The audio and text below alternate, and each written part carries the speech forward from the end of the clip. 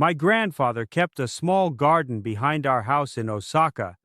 It was not large by any standard, maybe 20 meters from wall to wall, but it was the most alive piece of ground I have ever seen. The grass was thick and dark green from April through October. The soil underneath was so soft you could push your hand into it up to the wrist. He had no fertilizer schedule, no irrigation system, no chemical treatments, no lawn service, just a man, his hands, and 40 years of understanding what soil actually needs. I think about that garden every time I walk through an American neighborhood in July and see what the lawns look like. Brown patches in the middle, bare spots by the walkway, yellow streaks that will not go green no matter what gets poured on them, dandelions pushing through wherever the grass has thinned out.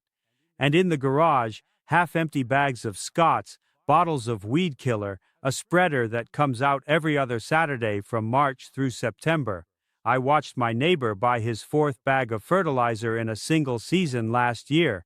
His lawn looked worse in August than it did in April. He is not doing anything wrong.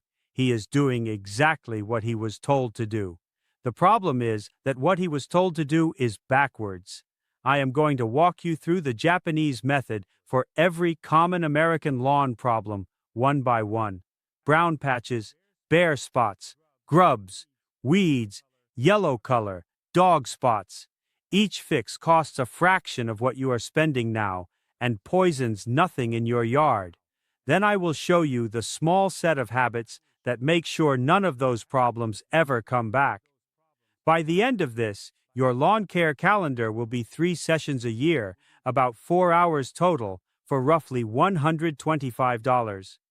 Compare that to the $500 or more the average American spends on a lawn that is slowly getting worse. But before we fix anything, I need to tell you about the 4-step fertilizer program, because it is the central reason most American lawns are failing.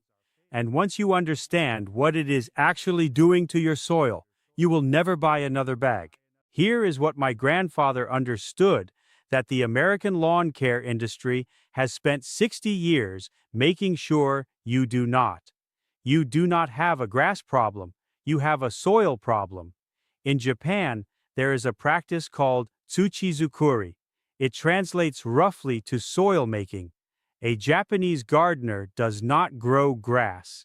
He spends years quietly building a living layer of soil, and the grass just shows up and thrives in it. The soil is the product. The grass is just what happens on top. Once you understand that, the entire American approach looks upside down. The bag at Home Depot, the bag at Lowe's, the Scott's program, the Lesco program, every brand in that aisle does the same thing. Synthetic NPK fertilizer is a sugar rush for the grass blade. It pushes fast green growth above ground while doing almost nothing for root depth below ground. The grass looks greener for 2 weeks, then it fades. So you apply again, and each time, the synthetic salts in the fertilizer are quietly killing the living system underneath. The bacteria, the fungi, the earthworms, the microorganisms that build natural fertility on their own. University of Illinois research on their marrow plots, one of the longest-running agricultural experiments in the world, found that long-term synthetic nitrogen application actually degrades soil organic matter rather than building it. You are not feeding the lawn, you are feeding a habit. Every year you need slightly more product to get the same result. Every American lawn on a 4-step program is a junkie that does not know it, and it gets worse. The pre-emergent crabgrass killers in those bags kill earthworms and the same beneficial soil fungi that would have prevented your grub damage naturally. The weed and feed combinations contain herbicides that have been linked in repeated peer-reviewed studies to non-Hodgkin lymphoma in homeowners.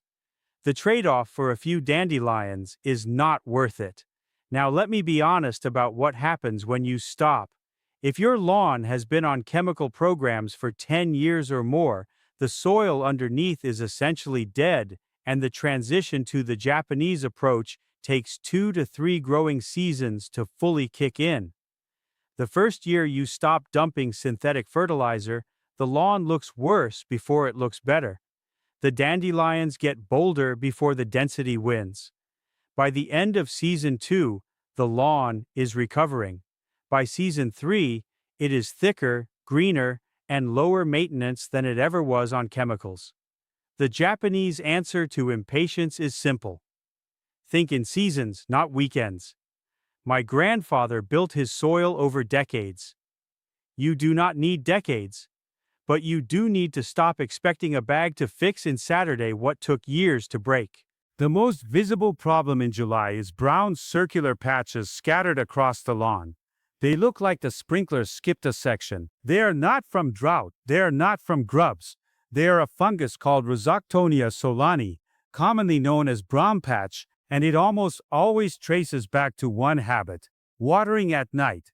When the grass blades stay wet for 10 or 12 hours in warm, humid air, the fungus has all the time it needs to spread. The fix has 2 parts. First, stop watering at night entirely. Water only at sunrise so the blades dry by mid-morning. Second, take ordinary cornmeal from the grocery store baking aisle and spread it across each brown patch at about 1 pound per 100 square feet. Cornmeal feeds a beneficial soil fungus called trichoderma, which outcompetes the brown patch fungus and shuts it down. This mechanism has been documented in Texas agricultural research for decades and is widely used in organic lawn care. The patches recover in 2 to 3 weeks at a total cost of about $10 for the whole yard. Next, the yellow color that will not go away no matter how much fertilizer you put down. It is almost never a nitrogen deficiency. It is an iron deficiency. The grass blade needs iron to produce chlorophyll, which is the pigment that makes it green. Most American lawns are starving for it. A bottle of chelated iron supplement costs about $15 at any garden center. Mix it with water and spray it across the lawn. The lawn turns deep emerald green within 48 hours, and the change is so dramatic the neighbors notice. Most American homeowners have been pouring more and more nitrogen onto a lawn that was starving for iron the whole time. A $15 bottle solves in 2 days what $200 worth of fertilizer could not touch. For dog spots, the yellow circles that appear wherever the dog goes, those are nitrogen and saltburns from the urine. The Japanese solution is fast and costs nothing. Pour a watering can of plain water over every spot within 5 minutes of the dog going. The nitrogen disperses, the salts wash deeper into the soil, and the grass survives. For the spots that are already burned, reseed them with perennial ryegrass instead of Kentucky bluegrass. Perennial ryegrass tolerates urine salts significantly better, and the yellow spots stop forming once the ryegrass establishes. About $30 of seed handles an average yard. Now, the weeds, the clover, the dandelions, the plantain, the crabgrass. Every lawnweed in America is growing where the grass is too thin to compete. This is the part most people get backwards. Weeds do not steal space from a healthy, dense lawn. They fill in the gaps where the lawn has already lost. The Japanese solution is not herbicide, it is density. Overseed your lawn at 2 to 3 times the recommended bag rate in early September, which is the only cool season grass seed establishes reliably in the American climate. A thick lawn has no exposed soil for weed seeds to germinate in. You do not fight weeds, you crowd them out. For the weeds already there, the morning after a good rain, when the soil is soft, grip each weed at the base and pull slowly straight up. The whole root lifts out cleanly. 5 minutes a day, done attentively, replaces every bottle of weed killer in your garage. For the bare spots near walkways, gates, the swing set, the path the children cut through to the neighbor's yard, the problem is not lack of seed. You can reseed those spots 100 times and they will not fill in. The actual problem is soil compaction. Years of foot traffic have compressed the soil underneath to the density of a sidewalk, and grass roots cannot push through it. Take a garden fork, the kind with 4 flat tines, not the round tine pitchfork, and push it straight into the bare area every 6 inches. Rock it back and forth gently to fracture the compacted layer without lifting the soil. Top dress with a 1/4 inch of compost. Reseed in early fall. The bare spot fills in within one growing season and stays filled because the soil underneath is finally able to breathe. Those are the problems you can see. Now let me show you the one hiding under the surface that most homeowners never diagnose correctly. The white grubs eating the roots of your lawn are mostly the larvae of the Japanese beetle. The name is honest about where the bug came from. Japan brought to the United States accidentally in 1916 on a shipment of iris bulbs. But here is the part that does not make the textbook, and it is the most important thing I will say in this video. Japanese beetles are not actually a problem in Japan. They exist there, but in such low numbers that no Japanese homeowner has ever heard of grub damage. The reason is that Japanese soil supports a full ecosystem of beneficial nematodes, parasitic wasps, ground beetles, and birds that keep grub populations in check naturally. American soil, after decades of synthetic chemicals, supports almost none of those predators anymore. The grubs explode here because nothing is left to eat them. The Japanese method is to restore the missing predator. Beneficial nematodes are microscopic predator worms sold at any garden center for about $25 a package. You mix them with water and drench the lawn at dusk in late August, when grub larvae are small and most vulnerable. The nematodes enter the grubs, release bacteria, and kill them from the inside. University of Kentucky research showed 89% control of Japanese beetle grubs within 2 weeks under optimal conditions. They are safe for pets, children, earthworms, and every other living thing in your yard. They target only soil-dwelling insect larvae, and unlike chemical grub killers, they reproduce in the soil, potentially providing multiple seasons of control from a single application. One more thing before we move to the permanent system. If any section of your lawn keeps going thin, brown, or weedy, despite everything I have just described, the answer is almost never visible from above ground. A $15 soil test from your county agricultural extension office will tell you exactly what is happening. Low organic matter, compacted clay, wrong pH, iron deficiency, phosphorus lockout. The test takes 10 minutes to send off and 2 weeks to come back, and it replaces years of guessing. The Japanese answer to mystery lawn failures is always the same. Test the soil, fix the cause, the symptoms disappear. Now we get to the part that actually deserves the word forever. Everything we just walked through handles what is already wrong out there. What comes next is what makes sure nothing goes wrong again. My grandfather followed 5 habits his entire life. They are the reason his garden looked the way it did, and they are the reason your lawn will look the way you want it to look permanently with almost no effort once you understand them. First, the mowing height. Almost every American mows too short. The right height for cool season grass is 3.5 to 4 inches in summer and 3 inches in spring and fall. Most Americans mow at 2 to 2.5 because that is how the golf course looks. But a golf course has a full-time grounds crew, a daily irrigation schedule, and a chemical budget bigger than your mortgage payment. Your lawn does not have any of those things. A residential lawn cut at 2 inches scalps the crown of each grass plant, encourages weed seed germination, dries out twice as fast, and develops shallow roots that cannot survive the first heat wave. A lawn cut at 4 inches has roots that grow 8 to 12 inches deep. It shades out weed seeds before they can germinate. It holds moisture through droughts, and it looks dense and lush instead of thin and pale. Set the mower 1 notch higher than you think looks right. After 2 weeks, you will not want to go back. Second, the watering. 1 deep watering per week, applied at sunrise to a depth of 6 inches into the soil. Here is how you test it. After you finish watering, push a screwdriver into the lawn. If it slides in 6 inches easily, you are done. If it stops at 2, you have not watered enough. Deep, infrequent watering forces the roots to chase the moisture downward into cool soil. Shallow daily watering trains the roots to stay in the top inch, where they bake the moment a hot week hits. One deep session is better than 7 shallow ones. My grandfather watered once, thoroughly, and then did not touch the hose again until the following week. Third, leave the grass clippings on the lawn after mowing.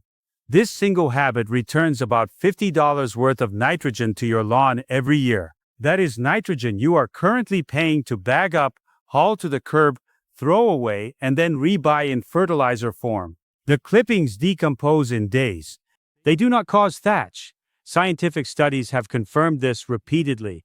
You are literally throwing away free fertilizer every time you bag your clippings. Fourth, top dress the lawn with 1/4 inch of finished compost in mid-spring. Spread by hand and raked in lightly. The compost feeds the soil microbiome, the bacteria, the fungi, the earthworms that feeds the grass. This is suchi-zukuri in practice. You are not feeding the grass.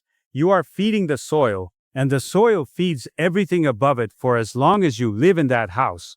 Free if you compost at home. About $30 a year if you buy bags. Fifth, overseed the entire lawn in early September at 2 times the bag rate using a quality seed blend matched to your region. Cool nights and warm soil make early fall the only window in the American climate where new grass establishes reliably. Most homeowners try to seed in spring.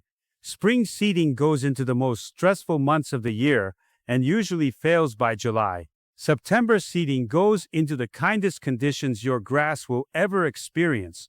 By the following spring, the lawn is thicker than it has ever been. Those are the 5 habits: mow high, water deep, leave the clippings, compost in spring, overseed in fall. That is the entire system. The annual calendar looks like this. In mid-spring, top dress with compost and fork aerate if it has been more than a year since the last aeration. In late August, drench the lawn with beneficial nematodes at dusk. In early September, overseed at twice the bag rate. Every week from spring through fall, mow at 4 inches and water once deeply at sunrise. In midsummer, spray chelated iron if the green starts to fade. 3 focused sessions across the year, about 4 hours of work total. That is everything. The annual cost works out to roughly $125. Nematodes, $25. Cornmeal for brown patch, $10. Compost, free if you make it, $30 if you buy it. Grass seed, $30. Chelated iron, $15. Soil test, $15. Compare that to the average American lawn spend, which sits between $500 and $1,000 a year when you add up the fertilizer, the weed killer, the grub treatment, and the lawn service. The math is not close, and the gap widens every year as the chemical lawn weakens and the soil-fed lawn gets stronger. I want to leave you with 2 things before we finish. The first is about the shady corners where grass refuses to grow no matter what you do. Under the maple tree, along the north side of the garage, behind the shed. Stop fighting it. In Japan, those spots are planted with what is called kokoniwa, moss garden. Moss is one of the most beautiful ground covers in the world. It asks for absolutely nothing in return. It holds the soil in place better than grass ever could, and it is the reason Japanese gardens are famous across the world. A 4-hour shade pocket wants to be moss, not grass. The Japanese figured that out 1,000 years ago. The American homeowner is still dumping 6 bags of shade seed into a spot that will never grow grass. Stop fighting what the ground is telling you. Plant what belongs there. The second thing is the deeper lesson, and I think it is the one that matters most. Everything I have described today comes down to a single idea my grandfather lived by his whole life. Feed the system, not the symptom. Build the soil and the grass takes care of itself. Tend slowly across years rather than wage a new battle every Saturday morning. Most of the modern American approach to lawn care has been shaped by companies selling you the next. So this weekend, here is what I want you to do. Walk your lawn and make a list of what you actually see. Brown patches, bare spots, yellow streaks, weeds, dog spots. Then fix each one with the specific method I just showed you. Most of those fixes cost less than $15 and take less than an hour. Then raise your mower one notch. Switch your watering to sunrise once a week deep. Stop bagging your clippings. That alone will change your lawn within 2 weeks. The rest, the compost, the nematodes, the overseeding, fits into the calendar I gave you. 3 sessions a year. By next fall, your lawn will be the one on the block that looks effortlessly perfect. Your neighbors will assume you are paying a service they cannot afford. The truth is you stopped paying anyone, and the soil started doing the work. Tell me in the comments what you have been putting on your lawn this year, and be honest, I will not judge. Bag of Scots, weed and feed, professional service, all of the above. And tell me whether it actually worked. I read every one of these, and I want to know what you are dealing with. Next time, I am going to show you what my grandfather did every autumn to prepare his garden soil for winter, using 1 wheelbarrow of leaves, a bucket of kitchen scraps, and a method so old it does not have a name in English. It is the foundation of everything I showed you today, and it cost nothing. That video is next. My grandfather did not grow grass, he grew soil, and the grass took care of itself. That is the whole lesson. It always has been.